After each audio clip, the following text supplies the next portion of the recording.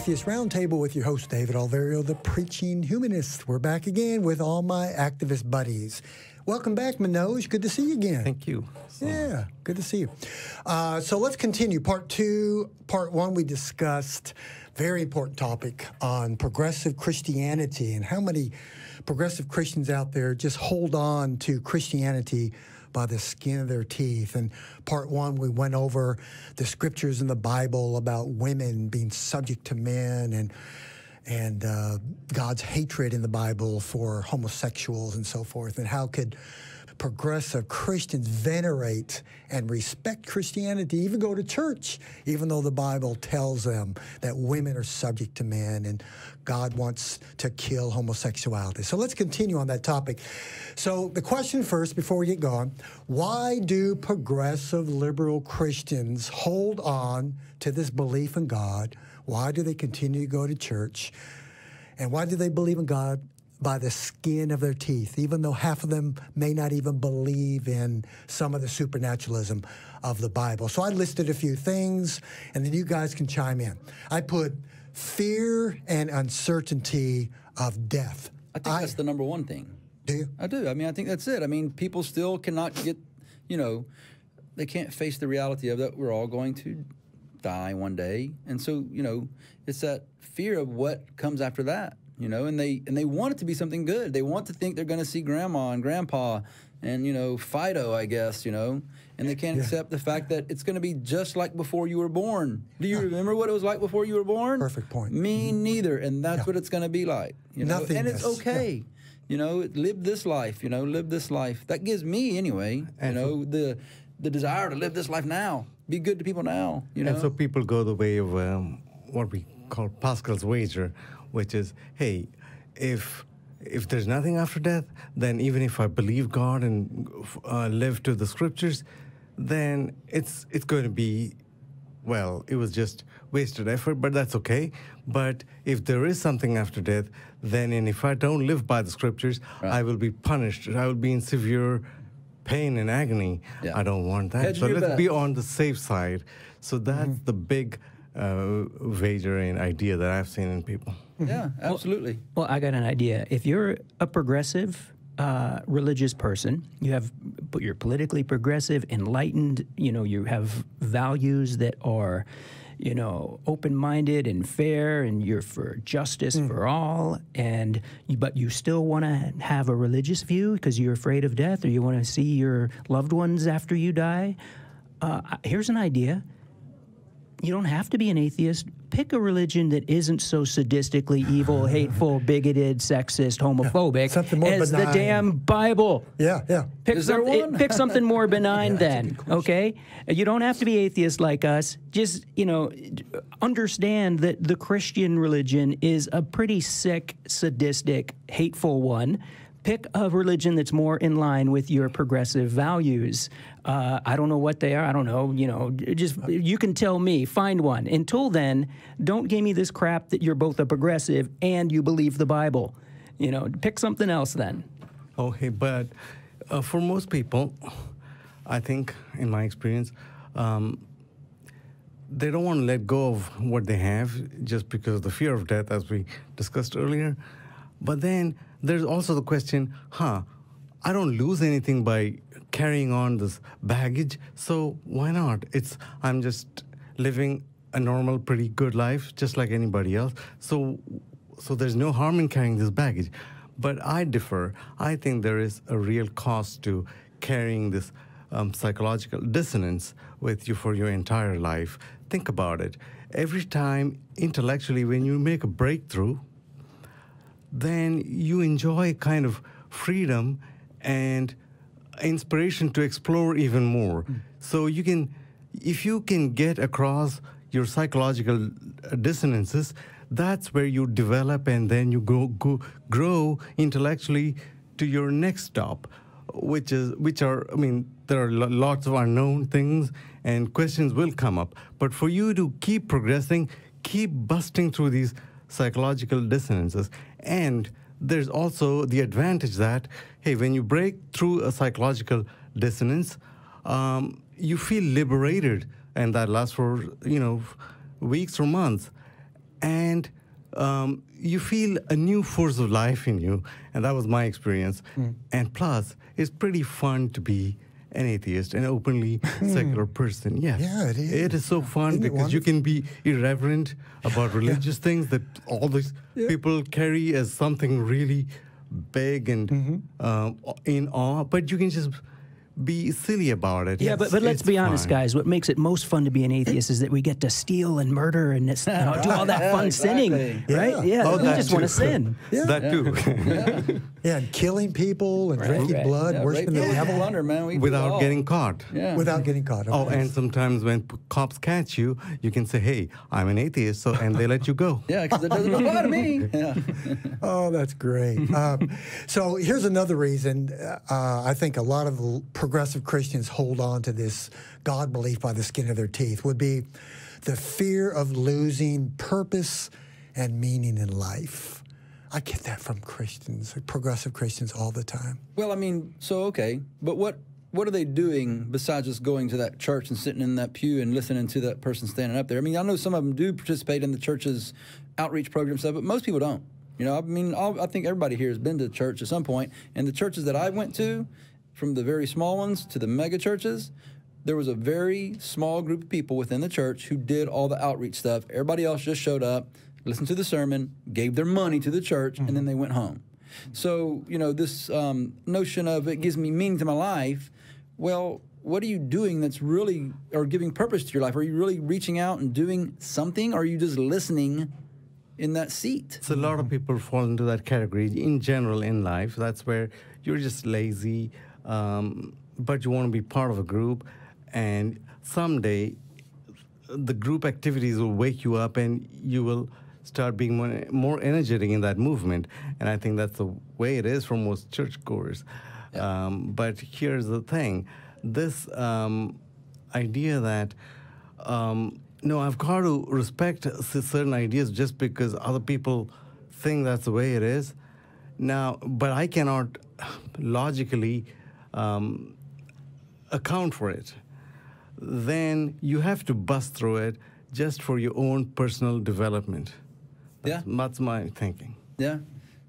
Well, the Christians I talk to that are progressive, they're blown away. I guess fundamentalist evangelical Christians too. When I tell them I have more meaning and purpose in life and happiness and joy and love and empathy and sympathy and caring and sharing for others now, and you guys hear me say that to believers all the time, now as an atheist than when I was a Christian. And even progressive Christians hate hearing this because they cannot conceptualize this idea that there is meaning outside of belief in a God. You can have and find meaning and purpose in life. There's so many things to do. Find your passion. Find what you love to do, what makes you happy. And put icing on the cake, find something, a passion that helps someone else. That makes it even better. You know, the whole thing is, to me, you know, about, you know, with Christianity and progressive Christians also, but it's all, to me, is a lot of it is just a great big pat on the back to each other. Oh, we're all Christians. Look how good we are. You know, we're all in this big church, this group, and we're all so good. You know, and we're all so pious, and we're all so this and that. And they all go home, and they all, you know, beat their wives. Not all of them, but the ones that beat their wives, and the ones that get drunk every day, and the ones, you know, and so you know, it's just a way for them to feel good and not have to actually do something in life to help another person. Or, you know, I'm doing that by showing up to church. I don't have to do anything else, you know. To me, it's this ridiculous, you know. I mean, people, you know, there's so many things in this world that need us to do something about, you know. So, you know, we have a homeless issue everywhere in America, and we have one right here in Austin, Texas, and we do something about it, you know. We reach out and we spend our own money, and we go and we, you know, give goods to the homeless people who need it. You know, I know the ACA itself has a huge outreach program and do so many good things, you know, and you don't have to be a Christian, and you don't have to say this is coming from a God who told me to do this. No, it is humans who know that to have a good life and a good world, we need to help one another. Absolutely. That's what it is. That is, and a practical way for what you just said would be, hey, at least consider taking a holiday from faith and religion. Or say, just set yourself some time. Oh, for another year or two, I will just set aside my blind belief in something supernatural, and I will just check out how it is, how life turns out when I don't have this imaginary beliefs and fears hanging over me all the time. Just check it out. And if you're not able to find meaning to life in those 2 years, go back to your faith and religion. Mm-hmm. So that's... Well, a lot of people have done that. They've taken the 21-day challenge. I've talked to a couple of Christians about this and asked them, would you take the 21-day challenge? Stop praying, stop thinking about God, stop reading the Bible. What do you think would happen in your personal life?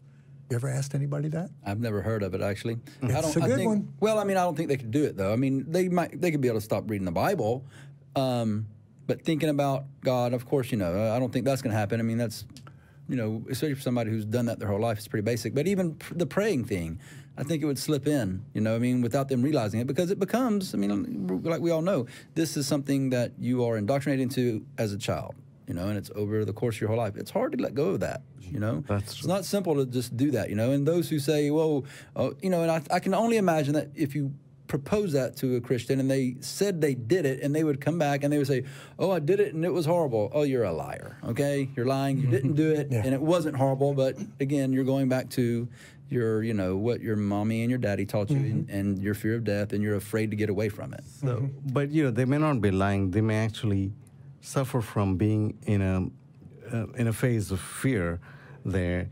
It's... I would say you have to give it more than 21 days. There are psychological measurements. I'm not an expert, but for you to actually change your habit, change your reflexive thinking, you have to give it a certain amount of time. So, for example, if I was a smoker and if I wanted to give it up, then I cannot one day wake up and say, oh, I stopped smoking. No, that's going to never work. But instead, if you said, okay, every time I light up a cigarette, I'm going to remind myself, oh, I resolved not to smoke, and so I'm not going to smoke it this time. So do that every time. But every once in a while, you will forget your resolution and you will still smoke, but that's okay. But every time you remember, so as days go on, you will start remembering this more and more often. And then eventually you'll get to a point where you remember it all the time. And it's that amount of time your brain takes to rewire to new habits. So similarly, I think faith is a very childhood conditioned phenomenon, and so your brain needs time to rewire. Well, absolutely. That's all good, but hey, what if I die during my 21 or more days without faith? I might go to hell. So I don't know if that would necessarily work with a lot of Christians, but Eric brought up something that obviously we've talked about before, about people are indoctrinated as they're a child. When they're a child, and that's why they hold on to these deeply irrational beliefs even after they've learned how to think rationally about everything else. They turn off their rational mind for this belief precisely because they were so indoctrinated with it at a young age. So I would ask a progressive Christian, or any Christian really, imagine if you had never heard this Bible story, this Jesus Savior story, 3 days resurrected, yada yada, Adam and Eve, whatever. Imagine if you had never heard that as a child, and somebody walked up to you like David did with me in the episode we did, the mock debate we did. Imagine if you're an adult who'd never heard this stuff, and somebody walked up to you and tried to sell it to you then, now that you've learned how to think rationally. You would recognize it as the most obscenely absurd nonsense. It would make no freaking sense at all. You'd reject it. You'd think this guy is this guy's nuts. I can attest to that from real life. Right. Because I grew up a non-Christian, and then one fine day when I was in my early teens, I heard about Christianity. So, And what did you think when you first heard it? It was just nothing. Nothing really. Because you was a just Hindu background, story. correct? Yeah. It was just another story. It just, my internal thinking was, okay, these group of people, they believe in this other thing. It doesn't sound true at all. That was the reflexive thinking. Yeah. Well, and that's very, true what you said, Andrew. And Christians do it, and they do it all the time, just with a very easy example of Scientology. You know what I mean? The government actually considers Scientology a religion. They had to fight it in court, and it's a religion. So people believe it, and they believe the utter nonsense that those people think and say. and Christians also believe. That's utter nonsense. So you're right. So what if, as an adult, somebody presented you with Christianity, you've never heard of it before. You're going to say, or I believe that you would probably say, what a load of crap. Yeah. That person has been smoking something that probably is illegal. And another parallel there, I'm glad you brought that up, is because you'll notice in Scientology, they save the wackiest, kookiest stuff for later. They don't spring that on you right away. They start with the Dianetics book or whatever, and people read it. I had a friend who went out to L.A. and got suckered into Scientology.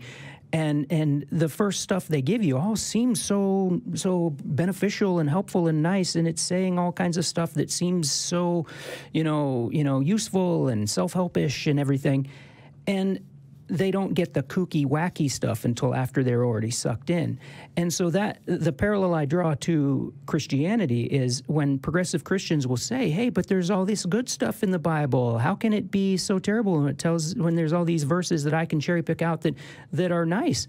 Well, yeah, that's kind of what cults have to do. Cults can't come at you straight out with the evil, horrible, sadistic stuff. They have to hide it under a bunch of sugarcoating of peace and love, and that's how they sucker you in. So of course you're going to have those nice verses that you can cherry pick out. Yeah, let's not forget now, when I talk to progressive Christians, I tell them about cherry picking. The fallacy of incomplete evidence is what I like to call it. For every sweet little cherry and plum, they like to pick out these sweet little loving Jesus scriptures in the Bible. There are at least 20 or 30 thorns and thistles you have to go through to find that little cherry. You're going to get picked here, pricked here, Not if you're from the Westboro Baptist Church, because they embrace those things, man. So they love them, they love those horrible things that it says in the Bible, and they stick to them, they do. Evangelical fundamentalist Christians do. Yeah, they do. Progressive Christians like to pick the cherries. Progressive Christians like to pick the cherries, but if you're going to be a real Christian and follow that book, all Scripture. So I say liberate yourself from these and experience the true freedom, experience the life having true intellectual freedom, and you're on your own to explore the actual questions that come to your mind. And before I forget, before we move on, you reminded me.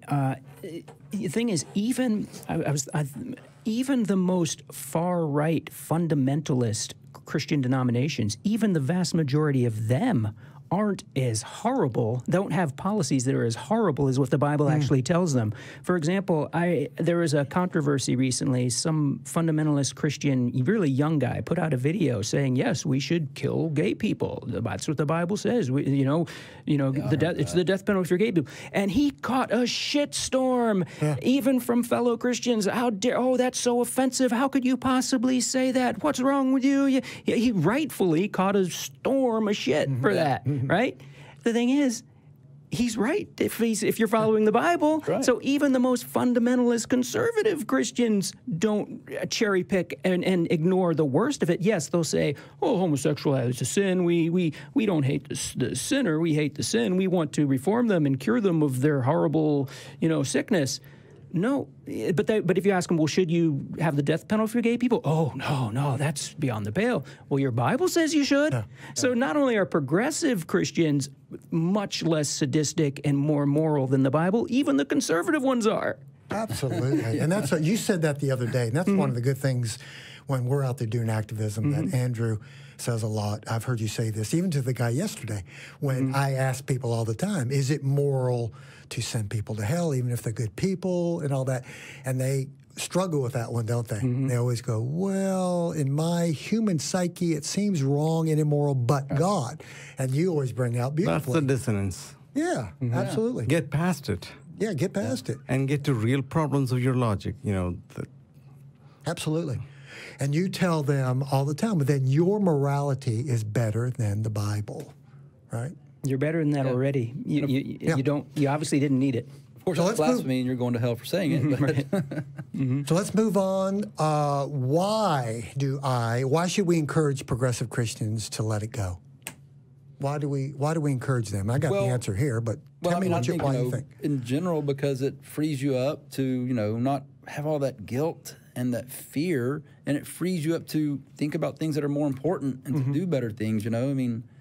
It's just a waste of a lot of your time. Yes. To me, it really is. So true. I mean, And that's a way of, I mean, the word progressive, it's a definition of that, right? So this is a way of progressing the cause of humanity, just progressing the cause of better life for everybody. And remember that all the good that progressive Christians do, they would probably support the same things we do about egalitarianism, all the good things of human rights and so forth. The way they vote is very similar to us. So we can probably, and I would say we can work together with them politically in different areas, but without compromising our stance. Because you remember the episode we did on accommodationist, not compromising with an opposition without saying, no, I'm not going to respect your Bible. I'm an atheist, you believe in the Bible, but we can still work together politically in different things. Oh, and David, I've often heard you say about why do people that are not Christian do good things? Because we're human. Yeah. That's despite belief or not. Absolutely. We're human. So could you just repeat that idea? I say that all the time. We get it every weekend out there talking to believers. Then why would you be moral? Why would you be good? And you just use science and explain to them as a social species, we have morality and ethical behavior built into the very nature of the human animal simply as a social species for the well-being of all, for group cohesion, group survival. It's all in us. And every other group species of animals, they have that in-group morality. Out-group ferocity, some of us have progressed away from that out-group ferocity because we have bigger brains than the other mammals.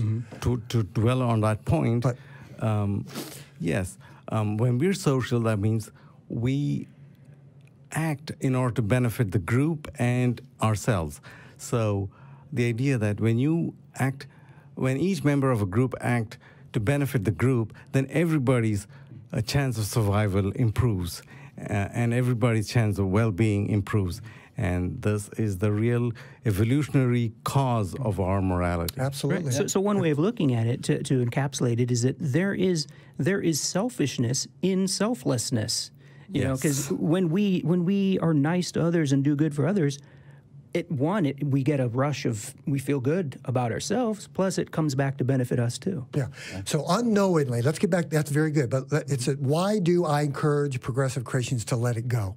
Now, I think one of the many reasons, unknowingly, what they're doing by being nice people, by being more progressive like us and different things, just by them going to church and believing the Bible and praying and giving offerings to churches, unknowingly, our progressive Christian friends are supporting the nut jobs on the far right. Trump. Yes, and not just that, but fundamentalist Christianity. Yeah. It makes Christianity look larger than what it is. They're supporting the Christian right. Now, that's where we need to get into the alternative. Can we build and show them an alternative, that the grass is greener on the other side?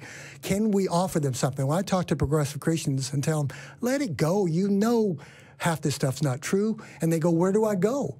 Yeah. Where do I go? It's a community. It's the community aspect of church, you know, and it is. It's not a bad thing. That's a good thing, you know, where you can get together with people who have the same, you know, maybe belief system as you, and, you know, you can commiserate with people, and that's a great thing, you know, and we need a bigger thing like that within the atheist and the secular community for that. You know, to me, think, just you progressive Christian churches, just, you know, get rid of the religious part of it. Keep the building and keep the people and keep the feeling that you want to do good for the world and, you know, and help and everything, but we don't need the rest of that crap. You don't need it. It's not helpful, and it's actually immoral. Sure. Take the Bible out of the church. Take the freaking Jesus cross off the walls, off the building.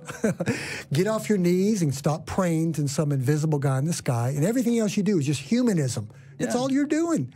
So can we build now I know I'm going to get some flack on this, an atheist community, a secular humanist atheist community, similar to church as an alternative to supernatural beliefs? And would these people jump ship? Would they come over? Because I would love to see that. Anything that would help sink that monster Titanic boat called Christianity, because it is a major impediment to human progress. I hate it. I don't hate people. I hate these books and these primitive myths, Christianity and all the other religions. So how do we get progressive Christians on the fringe to come on over? Do we build a community, a secular community? It'd help. You know, I mean, Can it be help, done? You know, well, I mean, I think there are certain there's small groups of people who have done that. I mean, I can't remember the specific name of the group, but there's a group that has. Oh, sure, yeah, there's been a few, yeah. There's secular communities with and that they in each cities. I mean, the Oasis group is sort of like that, but I mean, they're specifically atheists. You know, and they get together and they have the same kind of things, and they you know, call it an atheist fellowship or atheist gathering or something like that. So you know, and they do those things. You know, so yeah, you know, it's just going to take time. It takes time. You know, I don't know.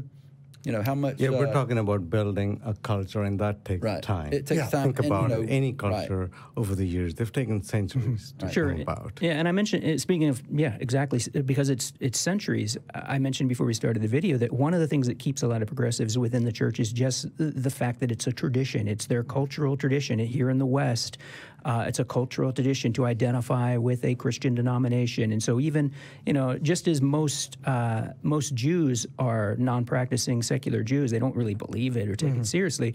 Hopefully we can get to the point where most of the people who now identify as Christian will it's you can I don't know, respect the tradition. I wouldn't even do that, but you can I don't know. I would say just dump it all. But if you must hold on to the tradition, you know, because it goes back generations in your family and your parents and your grandparents, it's what they did, and you know, and you love them.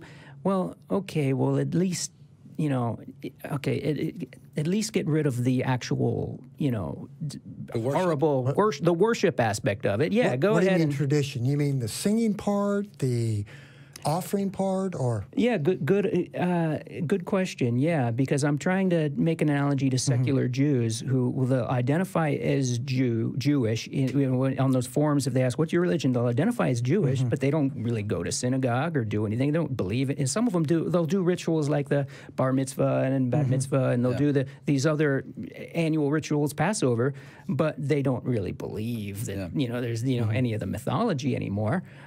So if we could, maybe that's a baby step of getting a significant number of progressive Christians, you know, towards a more secular worldview. If we can just convince them that the mythology is not believable, it's nonsense. Yeah, think of your childhood. You had games where you played making houses or being a cop or running a city, just things like that.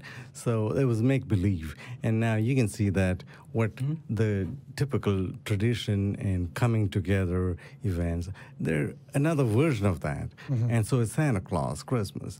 So we can replace all these with other secular humanist values and traditions. Absolutely. And it will take time. Yeah, but a lot of the things they do in these progressive churches are just pure humanism anyways, isn't it? I mean, it's just, they're just being human. They give credit to this magical guy in the sky. And just take that out. You're already doing what a humanist, the same thing we do. Yeah.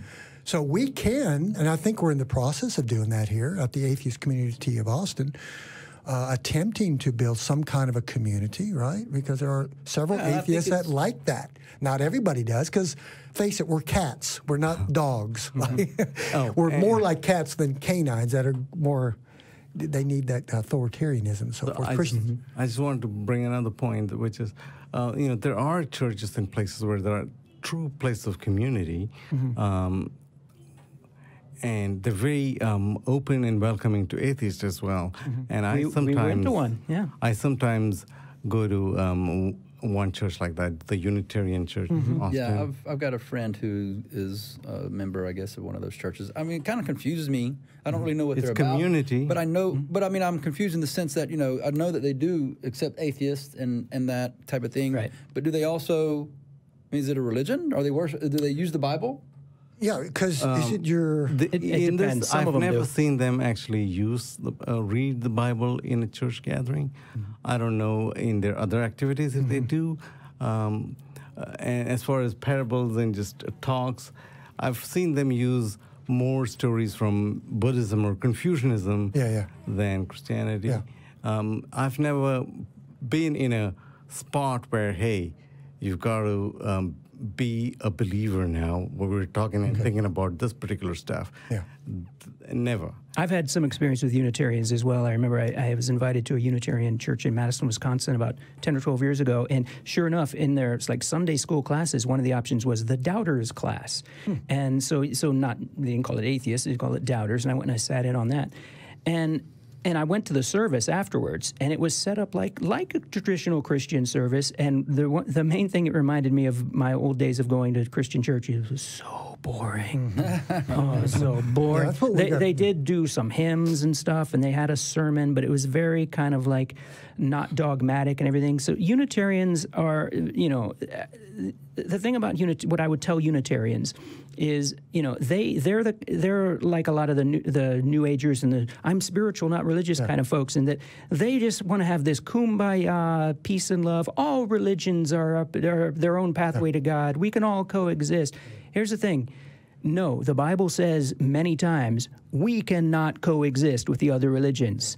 You do not coexist with the other religions. We're the only pathway to hell with all those other religions. So you can't. So if you're going to have this philosophy of all religions are welcome, well, the one that shouldn't, well, is the same with Islam and the Abrahamic faiths. They are very exclusionary, and their foundation they exclude. So you can't say, we're going to include people who foundationally they exclude.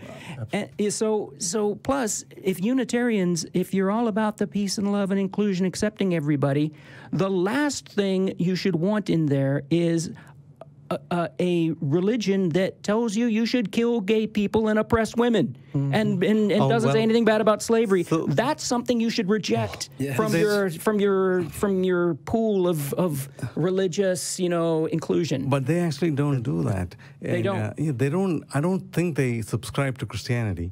They some of them sort of do. Like the one I went to, they kind of, like I said, they kind of see Christ as like a real, they believe it's a real figure, but it's one of the many pathways to God. Here's an idea that I just heard on a podcast.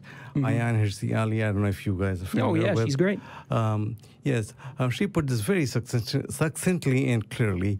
All monotheistic religions are non-peaceful. Period. Sure. Right. Sure. That is, I am a jealous monotheistic religion excludes others. It's a big cause for war and because you don't believe in our God, and our God's the only one, so we've got to conflict beat it into you, man. Again, biblical love, Deuteronomy chapter 28. If you love me, God says to the Israelites, I will love you, I will bless you and prosper you. But if you do not love me back, and if you serve other gods, and you go your own way, I shall curse you and overtake you. That's biblical love, people. Progressive Christians, this book is not love. We have more love as humans than this book. So, guys, I want to do a message coming up when I get back from my many weekends off. I won't see you guys for a while. I want to do a message on... Speaking of cats, I get to hang out with Beatrix while you're gone. Yeah, our little cat. I love my little cat, Beatrix, my little princess.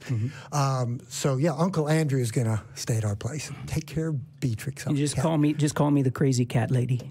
The crazy cat guy lady, yeah. Right. So I want to do a message on building a secular humanist atheist community. I want to do that, and we can have a roundtable about that. And then when I get back, we got to make some more signs because we got to get out there and do our activism. And then we got to do the message on striking the root of exposing the true Jesus of the Bible, not this love stuff. We're talking about what the Bible really says. Gosh, we got so much to do. Oh, and I'm waiting to hear back from another city here. I sent in the application for the festival. They haven't got back with me yet. It's been a week. I'm going to send them another application, see if they accept us as the atheist community of Austin. Rock. Yes. We're up there in a little more rural areas around Austin. So, guys, we're going to close. One thing. Is there anything each individual guy here wants to say to any progressive Christian viewers? Anything you want to tell them before we close? Andrew, you can look into that camera if you want to say anything. And guys, if you want to say anything, I have something you can look into that camera right there. Go ahead. I have something to say. You got to be nice now to the people. Okay. Yes. Well, I think it's fear that's the overriding force that keeping you there in faith. It is very beneficial to your personal development to get rid of fear, not be ruled by fear. When you find yourself having a psychological dissonance, just get through it. Do the research and find information to get through it one way or one side or the other. There's not a predetermined side that you want to get to, but get through it. Good. So that way you can step on to the next idea that puts you in a dissonance in your life and keep progressing that way. Beautiful, beautiful. Eric, do you want to say anything? It's just not as scary as you might think it is.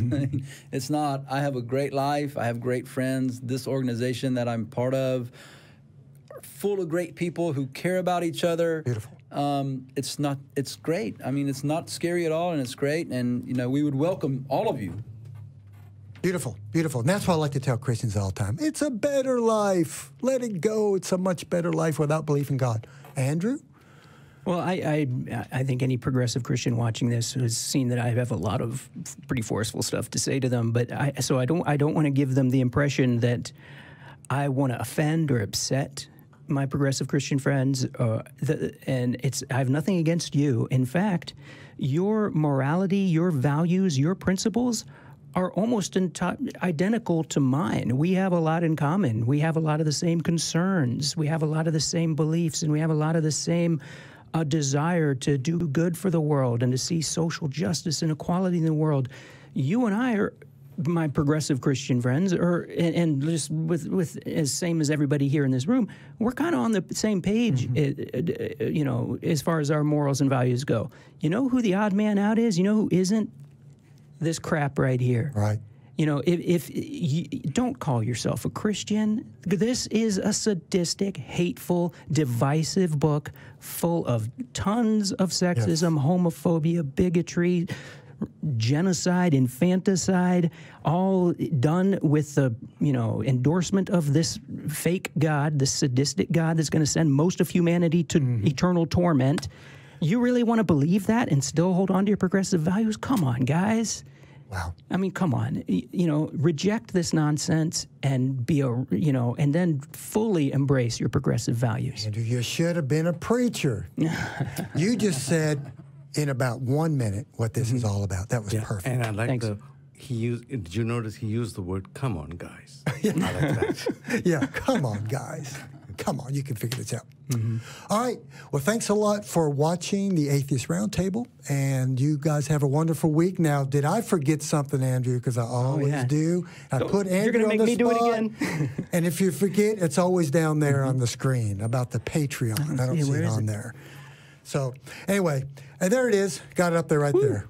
Can we read that from here, Andrew? Can you read that? You can. Patreon.com/The Preaching Humanist. Yes. So thank you so much for watching. Have a wonderful day, and we'll see you next time.